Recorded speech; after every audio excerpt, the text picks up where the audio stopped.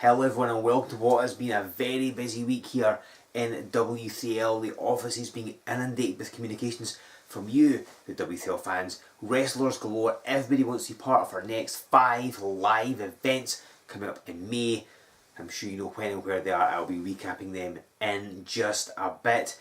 Last week I told you about 7 Deadly Sins, the toughest tournament in all of professional wrestling, and management have made a change to the schedule. They want to make the toughest tournament even tougher than previously announced. So I can reveal that definitely 7 Deadly Sins is happening on May 25th in Musselburgh, but now it will finish the following day, May 26th, in Dunfermline. That means wrestlers only have 24 hours to prepare between the first half and the second half of the tournament. This is going to be immense. Who will be involved? You'll find it in the weeks to come. Speaking of Dunfermline, that will be the host to the finals of the Wrestling Showdown Championship Tournament. Will be Dickie Divers. Who can say? One of those men will be the new Wrestling Showdown champion. Grangemouth, don't think you're being left out. You'll got all the 7 Deadly Sins following and a whole heap of awesome wrestling. But of course, before we get to that, we've got our dates south of the border. 11th and 12th of May, we are down in Todmorden and Newcastle. The heavyweight champion Blondie Barrett, he's confirmed that he will be in attendance at those events, and he will be there later in May as well.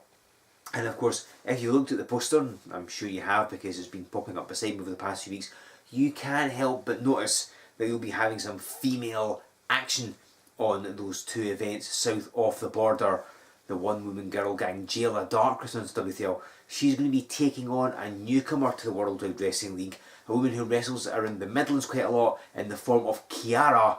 So you'll be seeing Jayla Dark versus Kiara as we head into England for the first of 2 live events in May. Now I mentioned Dickie Divers, I mentioned the Wrestling Showdown Championship Tournament. Last week Mike Musso advanced to the finals, and it was at the expense of Taylor Bryden. You saw what happened. Divers inadvertently punched him in the face.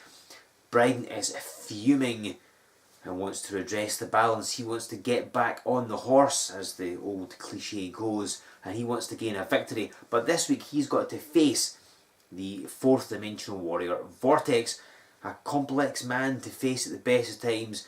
They've wrestled once before here in W3 a long time back. Can Bryden resume his winning ways, or is Vortex going to get a victory here this week on Showdown? Let's all find out together by going down to ringside for this week's match. Ladies and gentlemen, this is Joe Fordyce here with you on Wrestling Showdown. Some singles competition here. In the black and red we have the 4th dimensional warrior Vortex, a man who's not been in W3L all that often. Last seen at Remedy in February taking over the Holdridge, but he's here on Wrestling Showdown. His first ever on Wrestling Showdown as it happens, and he's taking on a man who you'll be familiar with, all in black with the pink knee pads. It's Taylor Bryden. He's been having, shall we say, questionable fortunes over the past little while. It was back at Remedy, he and Dickie Divers challenged for the Tag Team Championship. Taylor Bryden ended up eating the pinfall in that match, and they lost the contest. And then just last week, it was of course the semi-final of the Wrestling Showdown Championship Tournament. Bryden eliminated from the tournament by Mike Musso. However, that was because his own partner, Dickie Divers, inadvertently punched him in the face. As Vortex takes down that fireman's carry there. Now, I'm not sure how many matches count as a streak, but certainly Bryden's lost a couple recently, and he is not happy about it, so particularly last week. I believe tensions are running high in the contingency plan, certainly between Bryden and Divers, because James Scott's still on the shelf with an injury, so he's been watching from the sidelines, no doubt, giving them his input via a phone and social media and what have you. As Bryden pulls at the possible hair, I've never got close enough to find out, maybe hair on Vortex's head there, and takes down that top wrist lock. Shoulders are down, good call by the referee, nice bridge by Vortex. And so Taylor Bryden lost last week, wants to erase the memory of that loss, wants to get back into it, get a victory over Vortex. They've wrestled once before here in W3L, and Bryden scored the victory. That was back in the May of 2013. It was 5 years ago, and both men have come on a long way since then. So Bryden wants to get the victory over a man who's not been in W3L as much as he would like, or as we would like, not being Vortex, who's of course controlling the wrist here. The fourth dimensional warrior, I can't tell you much about the fourth dimension, to be perfectly honest. It's as much a mystery to me as it is to anybody else, but it certainly means that Vortex is a unique character, as Bryden showing his wrestling skills and just thumbs him in the eye, it seems.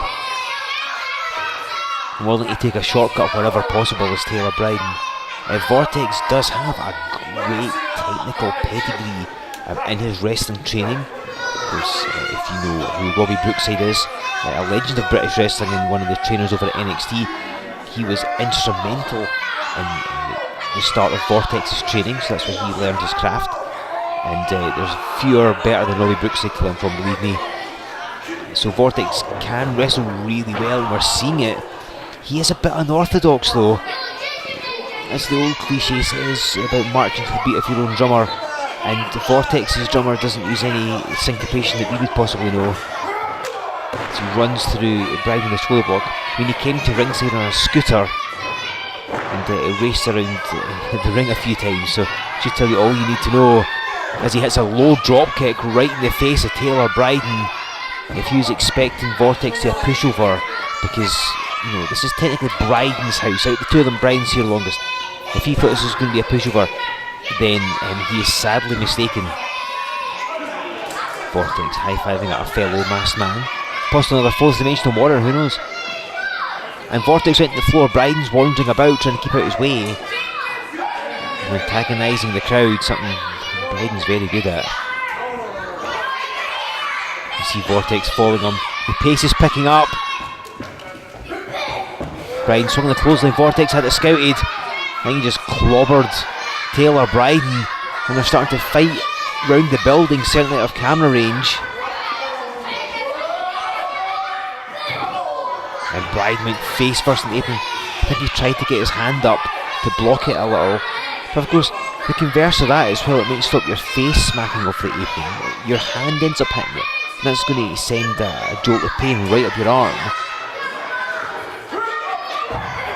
Vortex with a clothesline. It's a bold move considering there's no mats on the floor. And Vortex, no small man, around 200 pounds, so he outweighs Bryden a little. Vortex staying hydrated. Bryden trying to clear the cobwebs. Of course, you notice that Dickie Divers isn't at ringside, as Vortex runs right in the post, and you see how that shook. Those are heavy, heavy ring posts. Of course, Vortex hit it so hard the whole thing shook, and again, that's going to take most people out. Bryden is going to do, I think, whatever he can to win. I think he needs to redress the balance of losing in the Showdown Championship tournament last week and losing the tag team title match at Remedy. So I think he's going to cheat even more than normal. He's going to break every rule he can, because he needs a tick in the win column. As I mentioned before, no Dickie Divers here. I'm led to believe that was kind of through mutual agreement. Divers didn't want to be at ringside, obviously feeling that Bryden let the side down, and Bryden didn't want him here, wanted to prove that he can get the job done on his own. And with a leg drop like that right across the upper chest and neck of Vortex, he may well be able to do it. Again, it was Divers last week who punched Bryden in the face, accidentally of course, but it was still. Wait a minute, Bryden goes in for the cover, hooking the leg here. Vortex not quite done yet, even though he's been run at that ring post twice now.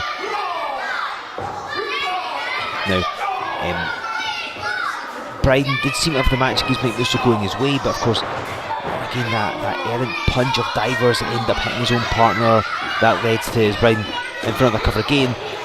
That led to Musso getting the victory. So the Contingency Plan's idea of having Bryden and Divers in the finals to crown the first ever Wrestling Showdown champion that's fallen apart. It's now Musso and Divers. Divers are going to have a harder job to get through as he go for another cover again. Bryden taking every opportunity to try and pin Vortex here. So the plan's idea of having the pair of them in the final has gone up in smoke. And from what I can believe, Divers is one blaming Bryden, but kind of more his fault, let's be honest. Vortex being stretched out in that surfboard. Bryden's got the knee right between the shoulder blades, poking into the spine of Vortex. He may of course feed off this. Again, the fourth dimension's an unusual place.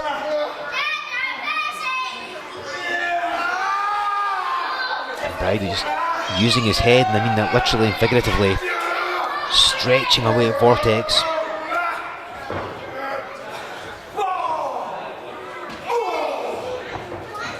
Vortex with some elbows to Bryden, just try and create some distance, get himself a moment's respite. And a back elbow right in the face of Taylor Bryden. And Vortex crashes down on him. Now he hit a clothesline to great success off the apron to the floor, and there's another clothesline off the middle rope.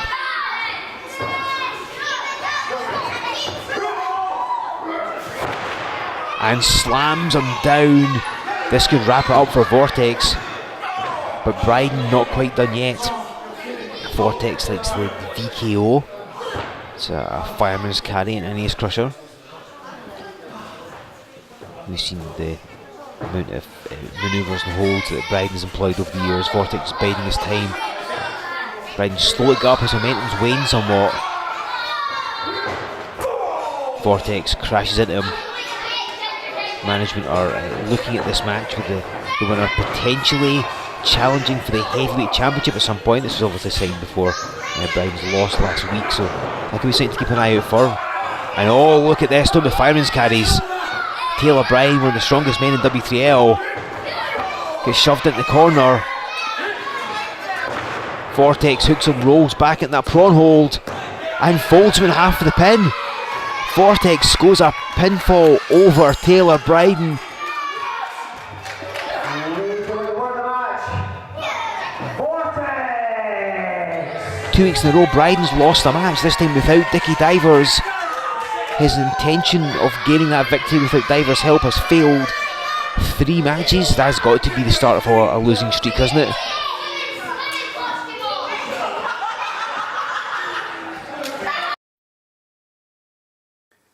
Taylor Bryden's run of bad fortune continues. He falls to Vortex. I know this is going to annoy Dickie Divers even further. What's James Scott saying about all this? Him currently sat on the sidelines. It's certainly a strange situation in the contingency plan. Bryden will be no doubt even more in a bad mood at the result of losing. That's taking nothing away from Vortex, a tremendous victory and one that grants him a future chance to become the heavyweight champion, because he will face Blondie Barrett for the heavyweight title in a few weeks right here on Wrestling Showdown. And speaking of Blondie Barrett, speaking of Vortex, they'll be joining us as we hit England for our first set of live events in the month of May, 11th and 12th. As you know, we're going to be in Todmorden and then Newcastle. Then later in the month, it's the 25th, 26th, 27th, as you'll be in Musselburgh, Dunfermline and Greenbooth respectively. Musselburgh and Dunfermline play host to wrestling's toughest tournament, 7 Deadly Sins. Who's going to be involved in that? You'll find it in the weeks to come. We do know that Dunfermline will see the finals of the Showdown Championship Tournament. Dickie Divers taking on Mike Musso. One of these men will become the first ever Wrestling Showdown champion. But who will it be? Grangemouth, you get all the 7 Deadly Sins fallout. Blondie Barrett's going to be in Musselburgh, Dunfermline and Grangemouth as well. Will he still be heavyweight champion? You'll find out by being there in person. And you can be there in person, because nothing beats seeing W3L live and in the flesh, and you can do so by going to our website w3lwrestling.com. Pick up your tickets for all of our live events. Come to as many as you can, you will not regret it. Make sure you give us a like on Facebook, follow us on Twitter, join us on Instagram, subscribe to this channel that you're currently watching right now, and of course use the hashtag W3L Wrestling Showdown when you talk about what you want to see here on Showdown, who you want to see, talk about our live events, and so much more besides. Ladies and gentlemen, thank you once again for joining me. We are getting closer and closer to the next set of live events. More announcements coming your way, more news with W3L, more news about the Contingency Plan. We'll find out what's happening with them. Join me again here in 7 days' time on the W3L network for even more Wrestling Showdown.